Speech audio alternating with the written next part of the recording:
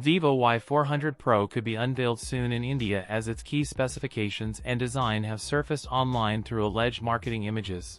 The leaked promotional materials suggest a hole-punch display and a dual rear camera unit on the handset. It could also feature an IR blaster. The Vivo Y400 Pro is tipped to feature a 6.77-inch 3D curved AMOLED display with Full HD Plus resolution and 120Hz refresh rate. The display could offer 4,500 nits peak brightness. The handset is said to be equipped with a MediaTek Dimensity 7300 chipset. Run Android 15-based FunTouch 15. The rear camera unit of the phone is said to include a 50-megapixel Sony IMX882 sensor and a 2-megapixel shooter. A 32-megapixel front camera. It is likely to pack a 5,500 mAh battery with support for 90W charging. The Vivo Y400 Pro is said to debut in the 25,000 rupees price. That's it for today's video. If you enjoyed it, don't forget to like, comment, and subscribe for more content. Thanks for watching, and I'll see you in the next one.